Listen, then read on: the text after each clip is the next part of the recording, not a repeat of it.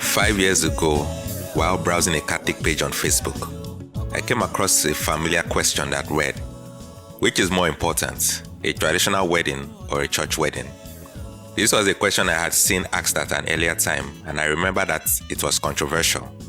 One could only wonder why a question like this would be controversial among Christians. To understand the context behind this question, it's important to understand the background of the people to whom it is asked. This Facebook page was created by a Nigerian, and all its members were Nigerians. I don't remember how I found this page, but I'm sure I got on it because it had Catholic as one of the words in its title. Questions were usually posted and polls were sometimes taken on myriads of issues and topics to get the members' points of views. The person that posted this question must have known beforehand what the result would be, or perhaps he wasn't sure. Because Nigeria comprises over 400 tribes with different customs and traditions. Nigerians from different tribes in the country are very proud of their traditions and hold them in high regard, including wedding ceremonies. In most families, a male child is usually preferred, so the family name would carry on to the next generation over having a female child who would be married to another family. So when the wife begins to have too many female children, the family begins to frown. In some extreme cases, they might pressure the husband to take another wife, who would give him sons. They consider the family name to live on forever when a family has at least a son or two. Investing in the boy's education and training him to become a self-sufficient and responsible adult will be worthwhile. In contrast, spending all that money to raise a girl who would eventually be married off to another family contributing to their legacy would have to be compensated for in her bride price. This is my current conclusion on this matter, though I am positive this is not precisely why dowries are paid to the bride's family. I think this way currently because of the greed that has risen among the different tribes. It is universal across the different tribes that the groom's family presents gifts specified in a lengthy list presented to him by the bride's family. This list contains everything from expensive fabrics to food items to a bunch of other stuff for many extended family members. This differs from the dowry itself. The monetary value usually costs more than the groom's salary for 5 or more years. It's a miracle how the groom eventually delivers on these outrageous demands. We would expect that as more people became Christians, they would be more humane and gradually eliminate the greed that has taken roots. What happens is that the situation only gets worse despite more of them becoming Christians. This may be a deep-seated reason the results for the questions were the way they are. Over the weeks, as members answered this question, the answers were the same. 98% of members who answered said traditional wedding is more important than church wedding. They were so proud of giving this answer that they got very hostile towards the less than 0.5% that answered that church wedding is more important. I belong to that 0.5%. I was not up for any attacks, so I left a question for anyone who would be propelled to attack me for my answer. And as expected, fewer people tried to challenge me, but could not get past the question I had added to my answer. Another decided they would get back to me, but I was wrong.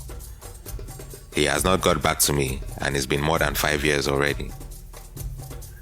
My question was straightforward, and they could not get around it because I probed their conscience to get them to question where their loyalty lies. My question came that way because of the qualifiers for their answers as they gave them.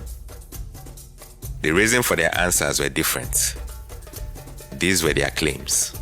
We have our culture which has been there from time immemorial, since before the white man came with Christianity.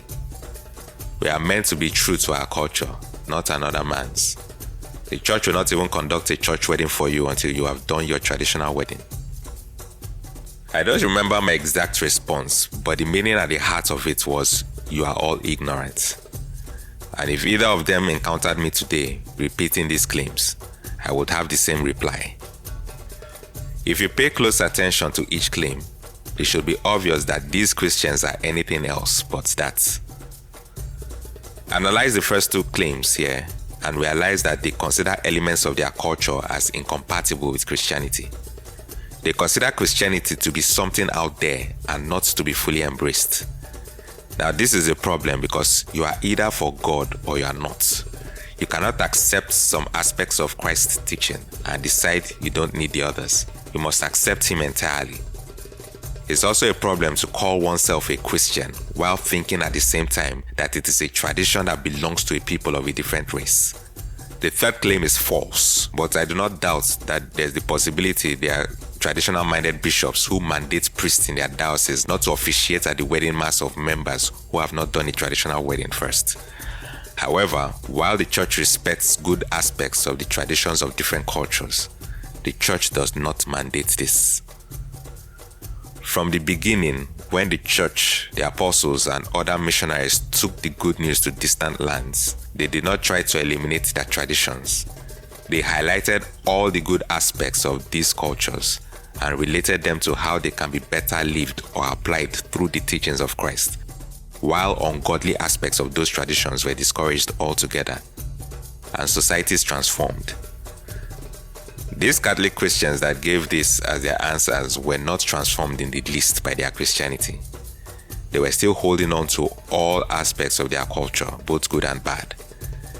It was also the reason for the earlier mentioned catastrophe with the inhumane demands placed on the groom's family who had come to seek their daughter's hand in marriage. A tradition that successfully incorporates Christianity will not treat their daughters as expensive commodities that can be traded, and their future in-laws as a game to be exploited. The church's teaching and tradition would require that they both be treated as human beings whose values transcend materialism. I perceive that most Nigerian Catholic Christians fail to realize that when they became Christians at their baptism, they adopted a new tradition, the tradition of the church. And this church tradition is meant to transform their native tradition and elevate it. As Jesus says in Matthew chapter 6 verse 24, "No one can be the slave of two masters. He will either hate the first and love the second, or be attached to the first and despise the second.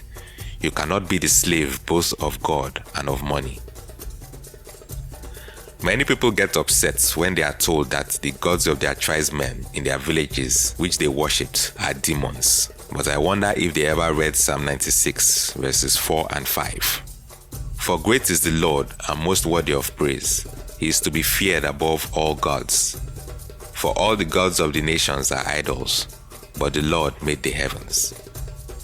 If verse 4 declares that the Christian God is greater than all gods and that those gods from all nations are indeed idols, then why would a Christian hold in higher esteem traditions tied to these idols over traditions tied to the God who is greater than all these?